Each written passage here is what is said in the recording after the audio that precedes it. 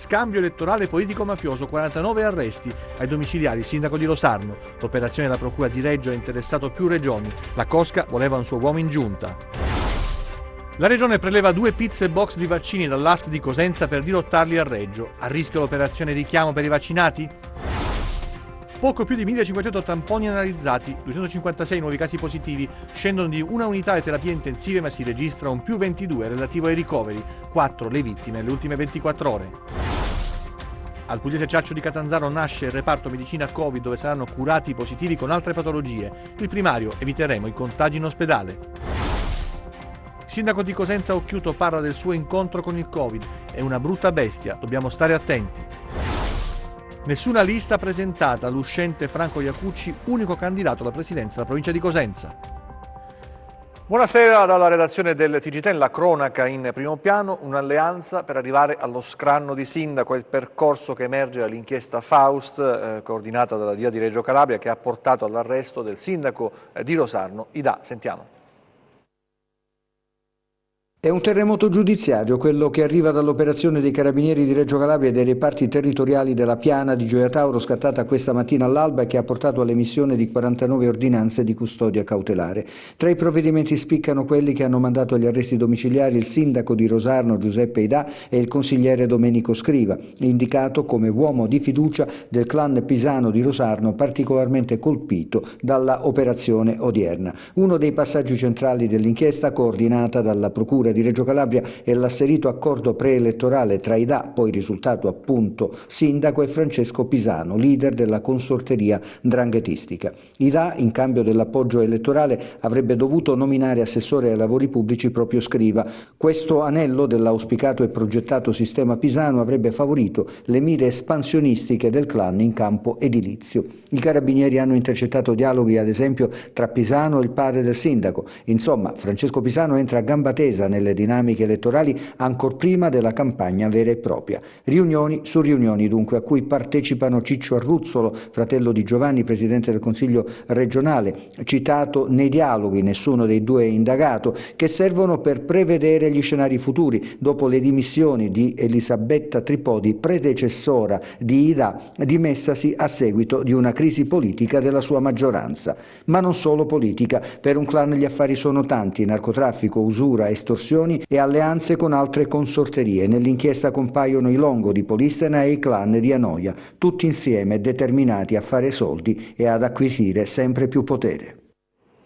Apriamo un'ampia pagina dedicata a vaccini e vaccinazioni. Intanto domani sera alle 20 ci sarà un vertice fra il Ministro degli Affari Regionali Boccia, che ha convocato appunto un incontro con le regioni per fare il punto sulla campagna vaccinale, anche alla luce del taglio delle vaccinazioni Pfizer di 165.000 dosi che è toccato anche alla Calabria. È costato un taglio per 7 giorni, si dice, di 5.850 dosi. All'incontro partecipano anche il Ministro della Salute Roberto Speranza e il Commissario per l'emergenza Domenico Arcuri. Vedremo cosa ne uscirà fuori. Ci sono delle proposte che sembrano assurde, come quella che arriva dalla Lombardia, di collegare, di ancorare le dosi di vaccini anche come parametro al PIL delle regioni.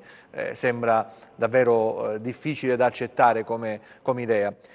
Naturalmente ci sono delle dinamiche interne anche alla Regione, proprio in vista di questi tagli e della necessità di effettuare richiami lì dove la percentuale di somministrazione è stata più alta. Probabilmente si spiega così il fatto che la Regione abbia prelevato delle pizze box di vaccini, circa 2.000, per dirottarli a Reggio Calabria, da Cosenza a Reggio. Naturalmente ci si pone il dubbio se sia a rischio l'operazione richiamo per i vaccinati di Cosenza. Procedono in Calabria le somministrazioni del vaccino anti-Covid, anche se la nostra regione, in termini percentuali rispetto alle dosi consegnate, continua a rimanere in fondo alla classifica nazionale. Sono oltre 20.000 le persone vaccinate fino ad oggi, con una percentuale del 52% circa. Le operazioni vanno avanti anche se a rilento e non mancano le difficoltà. Intanto la Pfizer ha confermato la decisione di ridurre le dosi di vaccino in consegna. La Calabria ne riceverà 9.360 invece delle delle 15.210 inizialmente previste, con una riduzione di 5.850 dosi. Il tutto mentre si dovrà procedere alla somministrazione della seconda dose del vaccino per gli operatori sanitari. Tra le province più virtuose è quella di Cosenza, ma la Regione ha disposto il ritiro di 2 pacchi di vaccino dall'ASP Abruzia, un totale di 2.000 dosi dirottate a Reggio Calabria, una decisione che suscita non poche perplessità. Intanto arriveranno le altre dosi del vaccino in programma domani e poi le fiale rimaste a Cosenza saranno sufficienti a completare le operazioni di richiamo della vaccinazione per gli operatori sanitari e gli altri soggetti che hanno già ricevuto la prima dose.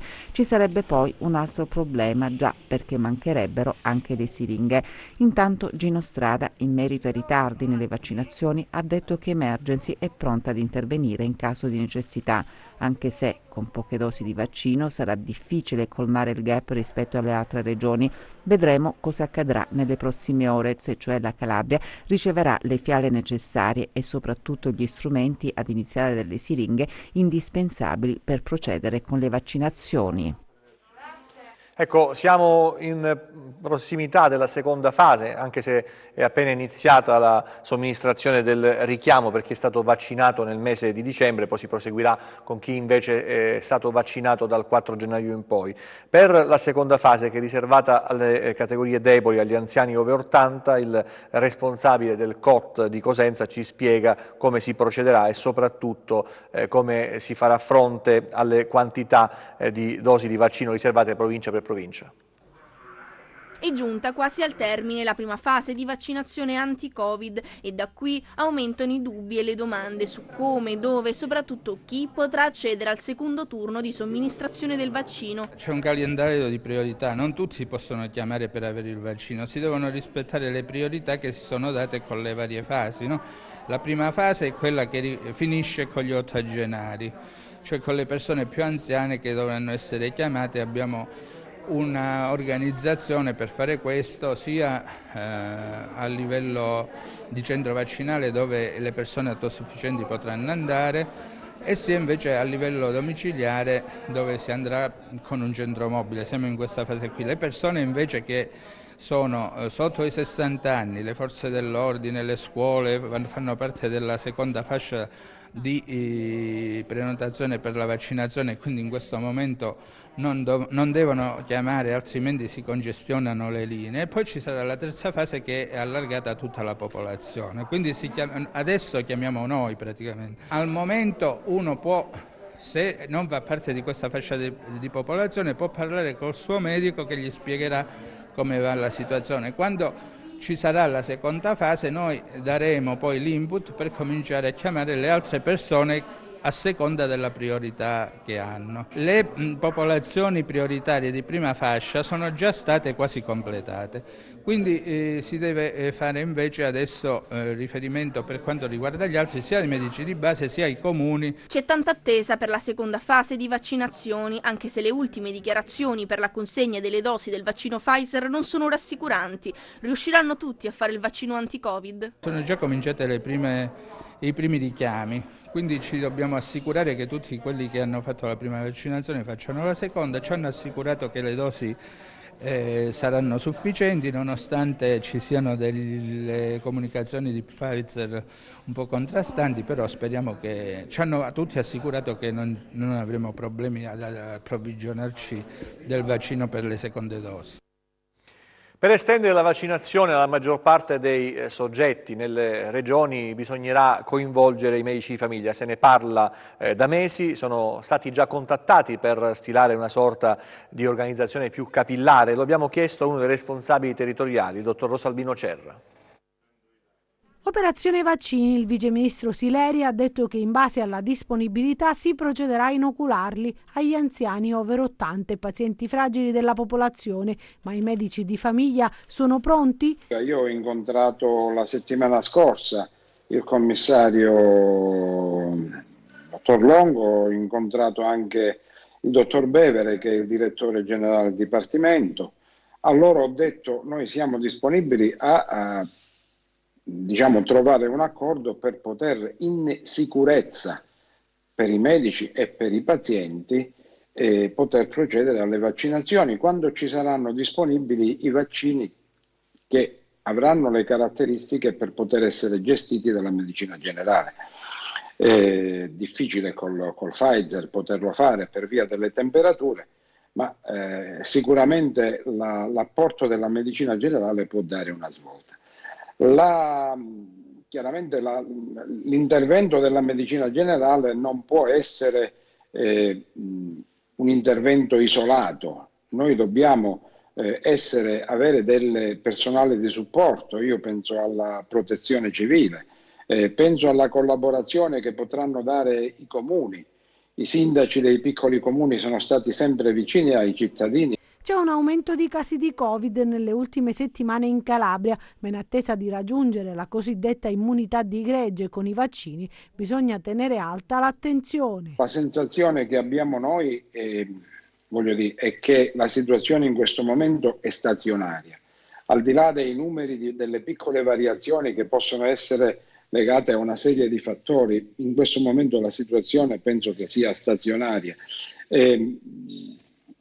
La vera svolta, questo lo dico per i cittadini e lo dico per tutti quanti noi, la vera svolta sarà quando avremo la possibilità di vaccinare nel più breve tempo possibile il maggior numero di cittadini. Per questo abbiamo bisogno delle dosi e per questo abbiamo bisogno che venga coinvolta in sicurezza anche la medicina generale. Allora, questo è il fronte vaccini, andiamo invece, ci spostiamo sui contagi, vediamo in estrema sintesi i numeri delle ultime 24 ore con un'attenzione particolare a un dato, quello che non conta, o meglio non prende in esame sicuramente il numero dei contagi e i tamponi effettuati, sono delle variabili. Quello dei ricoveri, attenzione al numero dei ricoveri, sono più 22 nelle ultime 24 ore nei reparti di malattie infettive e altri Covid sul territorio calabrese. C'è un calo di un'unità nelle terapie intensive, ma ci sono più 22 ricoveri nei reparti di malattie infettive e altri. Sentiamo. In Calabria ad oggi sono stati sottoposti a test 460.266 soggetti, più 1.533 rispetto a ieri. Le persone risultate positive al coronavirus sono 29.329, più 256 rispetto a ieri. I casi confermati oggi sono così suddivisi: a Cosenza 107, a Catanzaro 22, a Crotone 15, a Vibo Valentia 8, a Reggio Calabria 104. I ricoveri sul territorio regionale ad oggi sono 312 nei reparti di malattie infettive e 24 nelle terapie intensive. 4 vittime nelle ultime 24 ore, 539 in totale dall'inizio della pandemia. Allora, ci sono tanti ricoveri, i reparti cominciano a essere affollati, a Catanzaro i posti letto sono 30 in totale, dice il primario Torti, e ci sono delle difficoltà, bisogna dimettere per poi far entrare nuovi ricoverati. Al Pugliese Ciaccio è nato il reparto medicina Covid, dove saranno curati i positivi che hanno anche altre patologie. Questo anche per evitare che ci siano contagi in ospedale. Il reparto di malattie infettive del Pugliese Ciaccio di Catanzaro è quasi sold out. L'SOS è lanciato nei giorni scorsi dal primario Lucio Cosco al nostro TG. Non la chiamano ancora terza ondata, ma piuttosto, spiegano i medici, sarebbe la coda della seconda ondata. In ogni caso il problema resta e nell'ospedale della città capoluogo si è deciso di differenziare i pazienti di Covid-19 da quelli affetti da Covid-SARS-2, come spiega il primario della divisione di medicina generale. La Covid-19 è la malattia sostenuta da questo tipo di virus, ma non tutti hanno la malattia, cioè non tutti hanno la Covid-19. Moltissimo tra la popolazione sono portatori di SARS-CoV-2 e sono i pazienti anche sintomatici.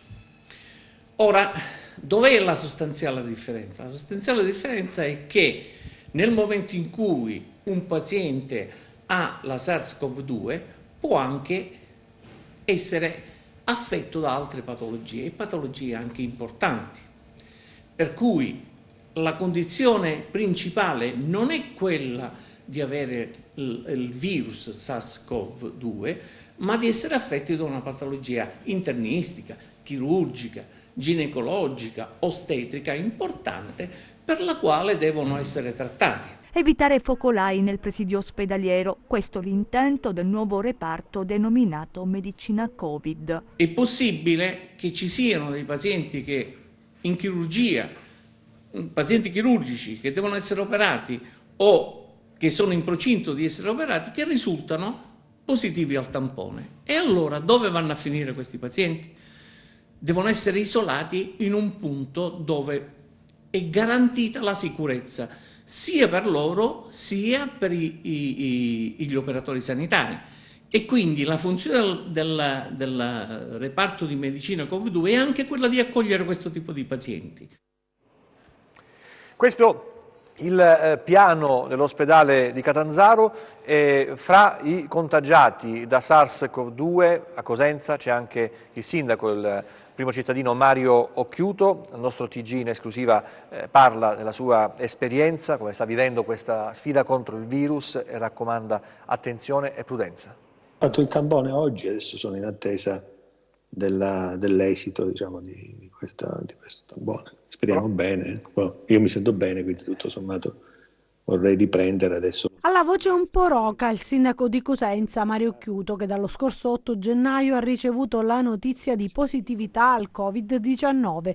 Oggi sta bene, ha ripetuto il secondo tampone ed è in attesa del responso, ma ai nostri microfoni racconta la sua esperienza ravvicinata con il virus. Malattia non banale, è chiaro che io mi sono curato fortunatamente a casa e quindi adesso sto bene,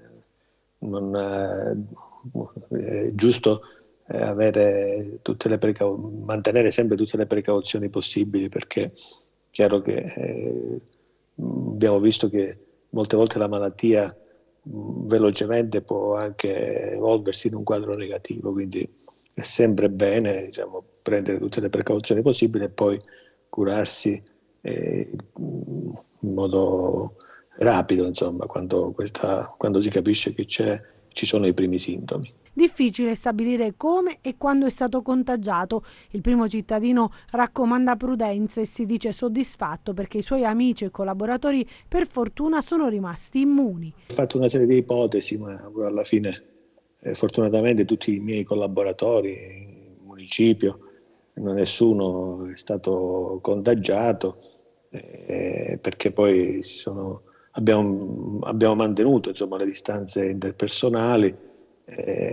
Quindi non c'è stata una diffusione, ecco, del contagio alla sfera più stretta e anche più allargata dei miei collaboratori, dei miei amici. Quindi ho incontrato tante persone in questi mesi, in queste settimane, quindi non ho idea, diciamo, di come possa essere avvenuto il contagio. Insomma, ci sono alcune ipotesi, ma queste poi lasciano il tempo che trovano.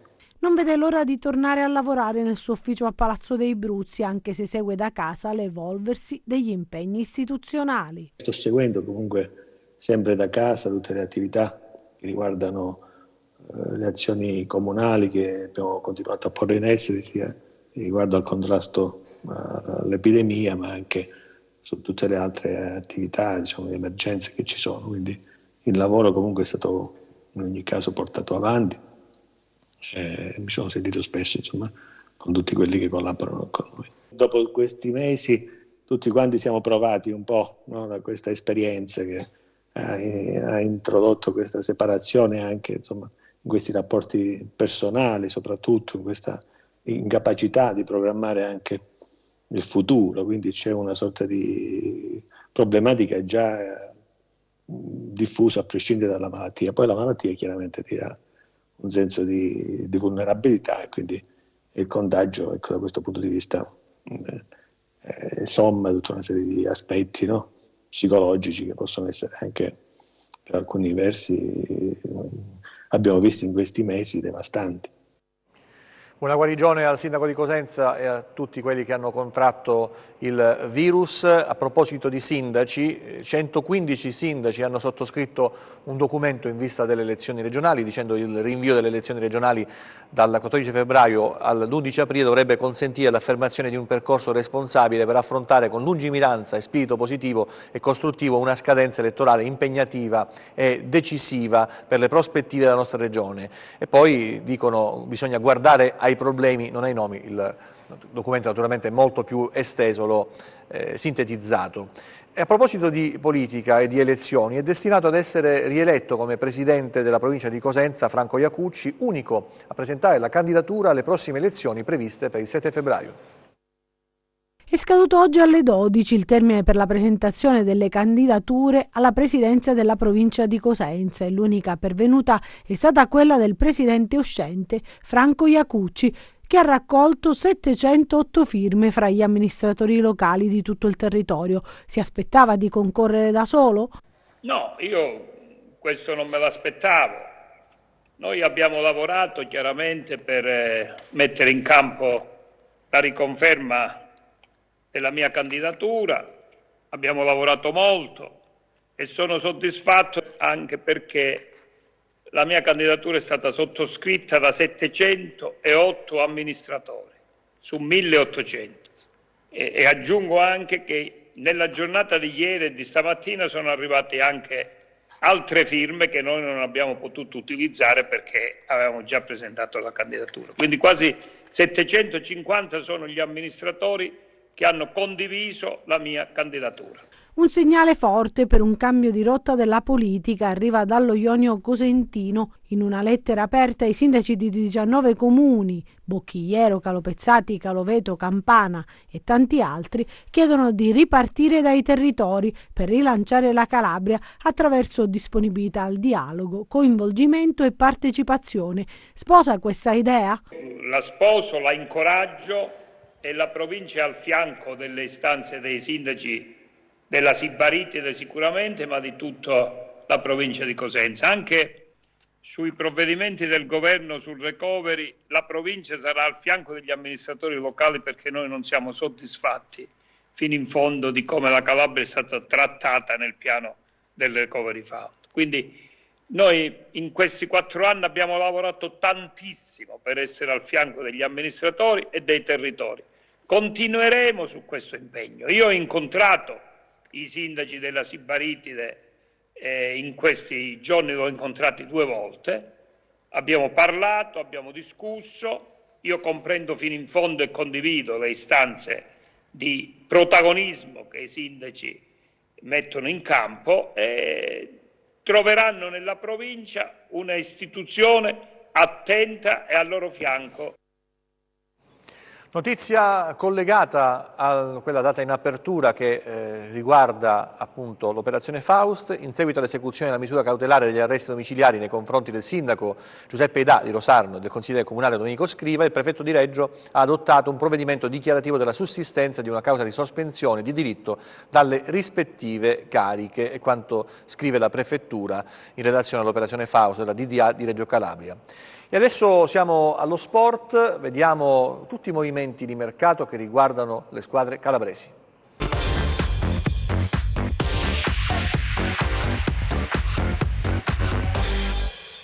Non solo un attaccante nel mirino del direttore sportivo del Crotone Giuseppe Ursino, la prima scelta resta sempre Federico Bonazzoli. Abbiamo raccontato l'incastro che porterà un altro attaccante al Torino che poi libererà Bonazzoli verso il Crotone, visto che il calciatore cresciuto nel settore giovanile dell'Inter ha già detto sì alla formazione pitagorica. Si cerca anche un centrocampista da regalare a Giovanni Stroppa, difficile arrivare a Gaston Brugman per il momento, prima scelta del tecnico del Crotone, mentre era finito nel mirino dei pitagorici anche il Patacastro in uscita dalla SPAL, che però si accaserà a meno di colpi di scena al Karamurgurk, club turco che ha già pescato in Italia dopo l'arrivo tra le altri di Fabio Borini e Bertolacci, ex Genoa. Può essere una settimana importante per il mercato del Cosenza, in attesa di novità per Gerbo, sempre alla ricerca di una prima punta da regalare a Roberto Chiuzzi. A Reggio Calabria invece sponda Reggina, in arrivo delle Mura, classe 2002 della Fiorentina, non è più una novità, e occhi vigili anche per un'altra punta dopo gli infortuni di Charpentier e Rivas, occhi puntati in questo caso su Petrelli,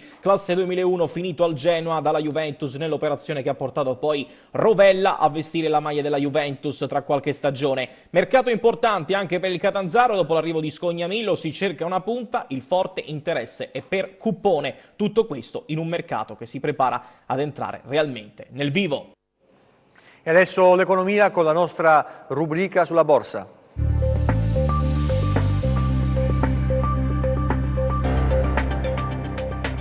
seduta all'insegna della cautela per le borse del vecchio continente, mentre gli listini americani sono rimasti fermi per il Martin Luther King Day. In mattinata l'attenzione si è concentrata sui dati macro provenienti dalla Cina, con il PIL del quarto trimestre 2020 a più 6,5% e a più 2,3% nell'intero 2020, e anche sulla produzione industriale a più 7,3% a dicembre. Sullo sfondo resta la cautela legata alla pandemia, con i casi a livello mondiale oltre quota 95 milioni e l'aumento preoccupante dei contagi nel nord-est della Cina a ridosso delle festività per il Capodanno lunare. Nei prossimi giorni l'attenzione si sposterà sull'insediamento di Biden alla Casa Bianca, in programma mercoledì, e sulla riunione della BCE di giovedì, mentre gli operatori continuano a valutare anche il piano di stimoli presentato la scorsa settimana dal presidente eletto. In Italia i riflettori sono puntati sulla crisi di governo, con il premier Giuseppe Conte atteso oggi alla Camera e domani al Senato per il voto di fiducia. Così il FTSE MIB di Milano chiude in lieve rialzo a più 0,5%, poco mosso anche il DAX di Francoforte a più 0,4%, l'Ibex 35 di Madrid a più 0,3%, il CAC 40 di Parigi a più 0,1%, il FTSE 100 di Londra a meno 0,2%.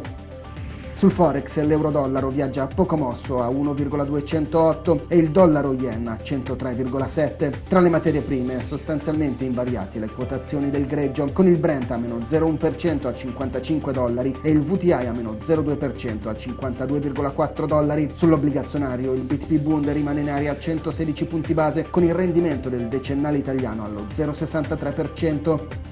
Tornando a Piazza Affari, brilla al debutto Stellantis a più 7,6%, il gruppo nato dalla fusione di FCA e PSA, sbarcato oggi anche a Parigi, mentre domani farà l'esordio a Wall Street. Ben intonate anche Exor a più 2,6% e Moncler a più 2,2%, deboli invece Telecom Italia a meno 1,85%. Infine ricordiamo che oggi hanno staccato l'acconto della cedola Enel e Snam. Grazie e buon proseguimento di serata da Market Insight. Vediamo invece le previsioni del tempo per le prossime ore.